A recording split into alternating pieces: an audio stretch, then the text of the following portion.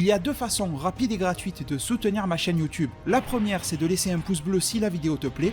La deuxième, c'est de regarder une publicité gratuitement sur ma page Utip dont le lien est en description. Merci à tous. Salut les devins, c'est Saikyo. Les événements futurs de Dragon Ball sont souvent motivés et créés par les événements du passé. Vegeta et Nappa sont arrivés surtout par rapport à Raditz. S'en est suivi la quête sur Namek, plutôt par rapport à l'arrivée de Nappa et de Vegeta. L'arrivée de Cell et la qualité du combattant de Cell s'est créée sur la base des données et des cellules accumulées par le Dr Gero lors des événements passés de la vie de Goku et de ses amis. De manière encore plus récente, l'arc Zamasu Goku Black Trunks du futur dans Dragon Ball Super a été terriblement motivé de par les actions qu'a pu réaliser Mirai Trunks qui ont fortement déplu à Gatai Zamasu et qui ont en grande partie motivé sa haine envers les êtres mortels et humains. En partant de ce principe-là, je me suis dit que pourquoi pas, nous pourrions avoir quelque chose de similaire dans l'arc Moro. Alors malheureusement non, je ne vais pas me baser sur la thèse des univers détruits. C'est vrai qu'on en parle beaucoup, qu'on y pense beaucoup, ces fameux 6 univers détruits. Sont-ils revenus? Quand est-ce qu'ils pourront revenir? Etc. etc. Est-ce que Merus est un personnage issu de ces univers détruits?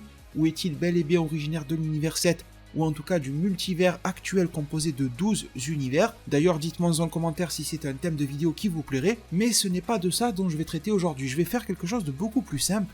Je vais faire du lien entre l'arc précédent, je considère les événements du film Dragon Ball Super Broly comme un arc à part entier, et je vais donc me demander aujourd'hui avec vous si au moins une partie de ces événements-là peut être connectée dans le scénario de manière intelligente avec l'arc actuel, prisonnier de la patrouille galactique, / pour faire plus vite, Moro. Eh bien j'ai envie de vous dire qu'il y a un point de connexion tout à fait réalisable. C'est vrai que l'on parle de Moro, mais le titre réel de l'arc, je viens de vous le dire, c'est prisonnier de la patrouille galactique. Dans cette phrase-là, il y a patrouille galactique. Dans le film Dragon Ball Super Broly, il y a un personnage qui tout d'un coup nous a parlé de cette fameuse patrouille. C'est sorti quasiment de nulle part. Il n'y avait pas forcément besoin, ni même de l'expliquer en fait. On aurait pu se contenter d'une explication beaucoup plus simple. Pourquoi avoir amené la patrouille galactique sur le premier plan comme ça? C'est le personnage féminin très apprécié de la fanbase de Dragon Ball, répondant au nom de Shirai. Concernant Shirai, nous avons deux sources officielles d'informations. La première, c'est donc dans le film lui-même, Dragon Ball Super Broly, quand vous prenez la version Blu-ray et que vous vous rendez alors au chapitre numéro 5. Dès le début de ce chapitre, dans le Blu-ray, vous avez Remo dans le vaisseau, qui est issu non pas de la patrouille galactique mais de l'armée de Freezer, une petite navette. Un petit peu avant qu'il trouve Broly sur Bampa, Remo se permet de demander à Shirai ce qu'elle fait dans l'armée de Freezer. Après tout, c'est une question légitime. Shirai est un petit peu interpellée, elle se pose des questions par rapport à ça. On voit qu'elle baisse la tête. Généralement, dans la vraie vie, après ce n'est qu'un animé, on est d'accord, mais dans la vraie vie, quand on répond à quelqu'un en baissant la tête, en fermant les yeux, c'est qu'on a un petit peu honte de son passé, de ce qu'on est en train de raconter. Mais elle fait bonne mine, elle a l'air de prétendre quelque chose, et elle dit « J'ai piqué un vaisseau de la patrouille intergalactique ». Donc la patrouille galactique, c'est la même chose. Elle continue de réfléchir, elle se gratte un petit peu la tête, donc là encore une fois, après cette gestuelle de baisser la tête qui indique un comportement de honte, en tout cas c'est comme ça que je le perçois, elle se gratte la tête, ça indique une certaine forme de gêne. Je suis gêné de par mon passé, je suis gêné de par ce que je raconte. Donc je mets ça en avant pour vous dire que Shirai nous donne une histoire, mais je pense et je suis assez convaincu qu'elle arrange un petit peu l'histoire. L'histoire est plutôt vraie, je pense que réellement elle a se passer là, mais je pense qu'il y a autre chose. Puis Shirai se reprend, elle lève le doigt, tout d'un coup elle a une attitude super sereine, elle s'est tout à fait reprise, et elle dit « Je sais qu'ici », donc sous-entendu, et elle le dit en japonais même si c'est pas traduit comme tel, dans l'armée de Freezer, je ne crains rien.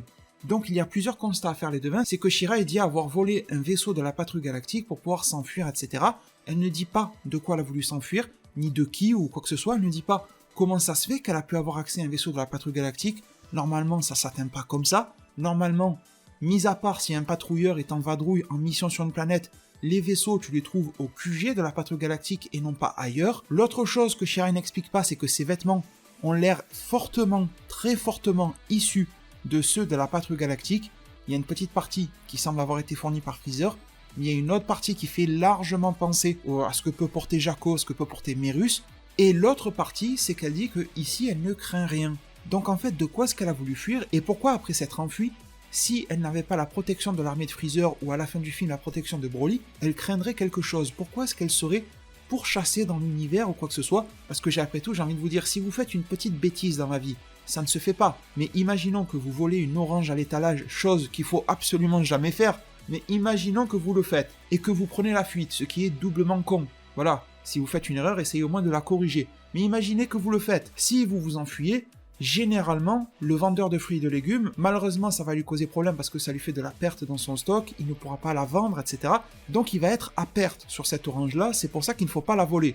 Mais en même temps, il ne va pas vous poursuivre dans toute la ville ou dans toute la France ou dans tout le Japon où vous voulez, simplement parce que vous lui avez volé ce fruit. Par contre, si vous êtes rentré par effraction dans son magasin et que vous avez absolument tout volé, vous n'avez rien laissé, là, je pense qu'il aura des raisons de vous poursuivre. Un exemple un petit peu bébête pour vous dire que je pense que ce qu'a fait Shirai, c'est assez important et c'est très connectable avec l'arc Moro. Comment est-ce que je le connecte?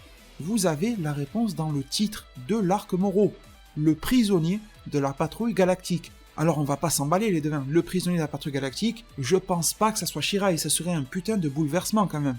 Je pense que le prisonnier en question, c'est Moro, c'est le gang qu'on a vu, Sagambo et compagnie, il n'y a pas de souci sur ça. Mais toutes ces informations-là combinées ne peuvent pas m'empêcher de tirer la sonnette d'alarme et de me dire « Et si Shirai était une des prisonnières de la patrouille galactique ?» Qu'elle a commis certains crimes, peut-être pas si énormes que ça, mais des larcins à droite à gauche, que le patrouilleur galactique, Jaco ou autre, l'a laissé faire, mais au bout d'un moment il en a eu marre, qu'elle fasse que sévir, que des petits crimes soient reportés à droite à gauche, peut-être des gros crimes, hein, je ne sais pas, et qu'à force il a fallu qu'il l'arrête et qu'il la foute en prison pour une certaine durée.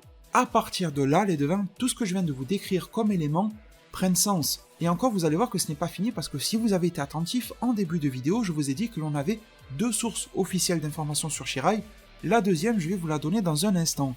Mais pour poursuivre ce que je disais, si Shirai était bel et bien prisonnière de la patrouille galactique, ça connecte tellement de choses, ça donne tellement de sens à tout. Pourquoi est-ce qu'elle aurait voulu s'enfuir? Parce que je pense que 99% des prisonniers, même les plus grands criminels, même ceux qui ont fait des pires choses à l'humanité, ne veulent pas rester en prison et veulent s'enfuir. Ils ne veulent pas accepter leur peine. Dans le film Dragon Ball Super Broly, on a vu que Shirai a été en mesure de subtiliser, de manière très discrète, le dispositif de Paragus lui permettant de contrôler Broly. Et Shirai a fait ça sous les yeux de Paragus. C'est-à-dire qu'elle fait preuve d'une malice, d'une dextérité, et qu'elle peut agir à pas de velours de manière très facile, c'est quelque chose en elle. Donc ça me prouve 2 choses, ça me prouve que, pourquoi pas, elle a été capable de réaliser des crimes dans l'univers, sans se faire choper jusqu'au jour où un patrouilleur l'a eu, on a vu que Jaco a l'œil et tout ça, et aussi ça me conforte dans l'idée que si elle était prisonnière et qu'un garde s'est approché un petit peu trop de sa cellule pour lui apporter de la nourriture ou quoi, elle a pu assez facilement s'approcher de lui de l'autre côté des barreaux, et lui dérober une clé ou son trousseau de clés sans que ce maton de la patrouille galactique ne s'en rende compte, et ensuite elle a pu s'échapper. À partir de là, une fois échappée, ça a sonné l'alarme, elle avait peut-être reçu de la patrouille galactique certains vêtements, il y a les vêtements de prisonnier, mais elle a pu choper autre chose pour passer un petit peu inaperçu, pour pouvoir s'enfuir du vaisseau, pour passer tranquille devant certains gardes de la patrouille, en la faisant « Hey, salut les potes, comment ça va ?» Parce qu'elle est habillée comme eux, et ils se sont rendus compte qu'après, qu'elle n'était qu'une prisonnière et non pas une patrouilleuse. Et ensuite, finalement, comme elle le raconte à Remo, elle aurait pu prendre un vaisseau et se barrer tout simplement et purement de la prison de la patrouille galactique, à bord d'un vaisseau. Ensuite, elle s'est réfugiée chez Freezer, et dans l'armée de Freezer, il y a tellement de soldats, il y a Freezer lui-même, il y a tous ses gardes, il y a des gardes de niveau intermédiaire, la patrouille galactique ne peut pas agir. Et là, les devins absolument tous en boîte, il ne reste qu'une seule chose à déterminer, pourquoi est-ce que Shirai a pu être enfermée? Quels ont été ses crimes dans la galaxie? Qu'est-ce qu'elle a pu faire de mal? Peut-être qu'elle agissait pour le bien, mais vous savez, des fois, il y a des bonnes actions qui sont considérées comme un mal, et on va quand même vous faire tomber une peine sur la tête ou autre. Ça restera à déterminer dans le scénario. Je vous parlais de vol tout à l'heure, on a déjà vu des gens qui volaient pour pouvoir nourrir leur famille. Vous voyez ce que je veux dire? C'est pas quelque chose que je recommande, mais de manière humaine, si tu sais que la personne va mourir, et qu'elle te dit « j'ai volé parce que c'était soit ça, soit j'allais mourir », qu'est-ce que tu réponds à ça? Tu vois, c'est un gros dilemme. Donc allez savoir ce qu'a pu connaître et ce qu'a pu vivre Shirai. Après, bien évidemment, il se pourrait que c'était une petite frappe dans l'univers qui causait beaucoup de problèmes pour rien du tout. Peut-être qu'elle aurait pu avoir une vie tranquille et qu'elle a refusé. Et que du coup, elle aurait mérité sa peine de prison. Et du coup, plus que 2 choses à vous présenter dans cette vidéo-là. Comme promis en début de vidéo, le deuxième élément officiel que nous avons sur Shirai, c'est le site officiel du film Dragon Ball Super Broly. Il s'appelait DBmovie-20, etc. Pour ceux qui se rappellent, à l'époque, on avait beaucoup de spoilers là-bas. Herms98 nous avait traduit la biographie officielle de Shirai. Et on nous disait que Shirai est un membre des forces de Freezer, ça nous le savons.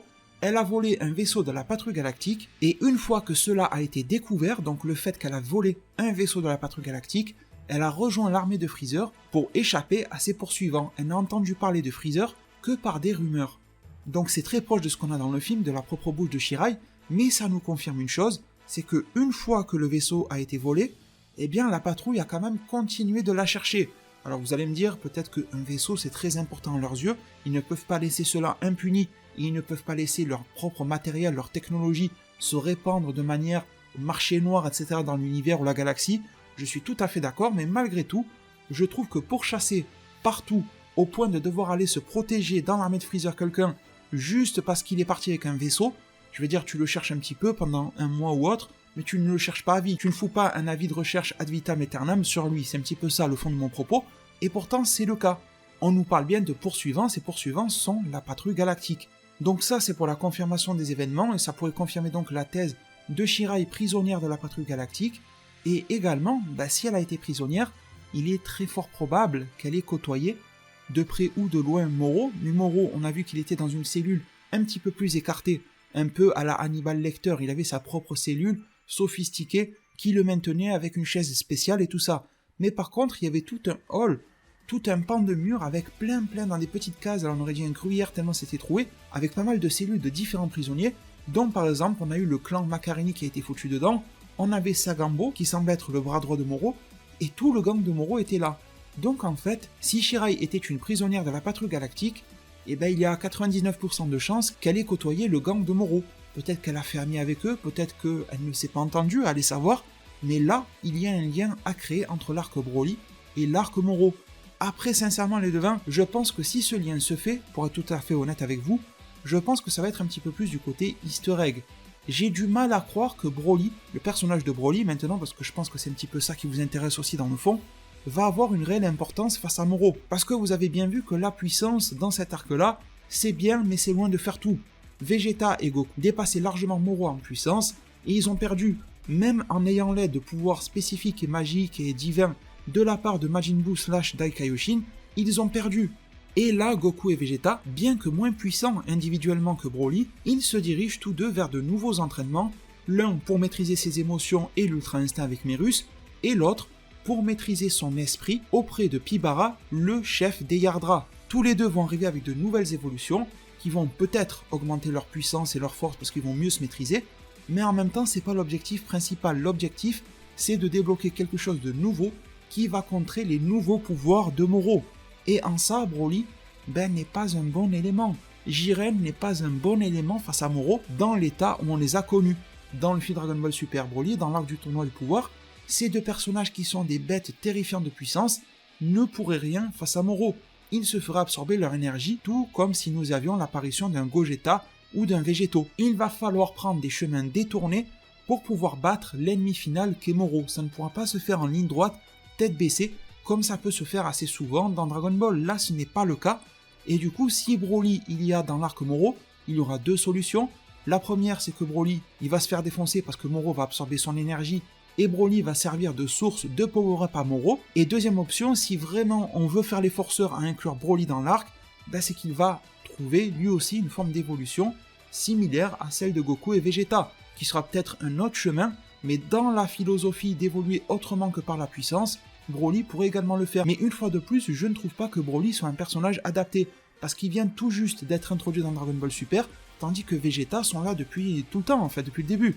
Goku et Vegeta ont rodé l'aspect puissance, ils ont rodé l'aspect je maximise mon ki avec le SSJ Blue et tout ça, tandis que Broly, lui, il en est qu'au SSJ1 en fait, SSJ1 Full Power, vous l'appelez comme vous voulez, mais il en est que là, aussi puissant soit-il, il n'en est qu'au début de son expérience. Laissons-lui le temps de progresser tout doucement, Broly a beaucoup d'étapes à réaliser, peut-être que Broly peut se rapprocher du ki divin, chose qui ne l'aiderait pas face à Moro, vu que Moro peut l'absorber aussi, mais c'est justement en ça que Broly n'est pas réellement un personnage adapté à faire face à Moro, et si on lui obtenait un entraînement pour, je sais pas moi, maîtriser son Ikari et d'un coup il se fait pas absorber, bien je trouve que Broly évoluerait bien, mais il évoluerait trop vite. On aura grillé des tas et des tas d'étapes qui auraient pu être des histoires intéressantes pour Broly. Broly est un petit peu un reboot de l'histoire des Saiyans. On repart quasiment à zéro, avec un personnage d'accord surpuissant et qui tiendrait face à un Jiren sûrement, mais qui en parallèle en termes de maîtrise de ses pouvoirs, quand on l'a confronté à Vegeta dans le début de la deuxième moitié du film Broly, il savait même pas réellement comment réaliser des chorégraphies de combat, il a appris sur le tas. Donc on peut pas passer d'un personnage qui découvre les bases à un personnage qui découvre des techniques et des évolutions sophistiquées. c'est le point central de ma philosophie par rapport au personnage de Broly. J'espère le revoir dans Dragon Ball Super, mais j'espère le revoir dans un contexte qui lui sera beaucoup plus propice. Après, bien évidemment, Akira Toriyama et Toyotarou peuvent toujours nous étonner, nous en mettre plein les yeux, c'est ce que j'espère vraiment. Mais pour clôturer cette vidéo-là, revenons tout de même sur le sujet central. Maintenant, la parole est à vous. Que pensez-vous? Après tout, Broly n'était pas le sujet central de la vidéo, c'était Shirai. Que pensez-vous de cette backstory hypothétique de Shirai, qu'elle aurait pu être une prisonnière de la patrouille galactique, que cela ferait du lien avec le commando, le gang de Moro? Elle pourrait également être incluse dans l'arc Moro actuellement pour nous donner des pistes, pour battre tel ou tel personnage, pour battre Moro. Elle pourrait peut-être avoir une certaine connaissance à laquelle personne ne s'attendrait mais qui pourrait être intéressante. Du coup les deux mains, j'espère que cette vidéo là vous a plu. Ces 2 derniers jours je vous ai proposé une vidéo du même type sur Piccolo et l'inclusion d'un nouveau Namek survivant de l'attaque de Moro. Également une vidéo sur la nouvelle technique de Vegeta. Je vous mets les liens de tout ça en description, j'espère que tout cela vous plaît. J'ai d'autres sujets dans la même lancée, dans la même philosophie qui arrivent, j'espère que ça vous plaira aussi. Merci infiniment pour tout votre soutien. Le pouce bleu c'est super important, vraiment. Vraiment, c'est tous les jours de plus en plus important. Merci infiniment à tous ceux qui le feront. Ma page YouTube s'affiche sur votre écran, le lien est en description. C'est 100% gratuit et ça vous prendra pas plus de 30 secondes de votre temps, c'est garanti. Donc je vous remercie tous, prenez tous extrêmement bien soin de votre futur. Et à plus pour de prochains arts divinatoires.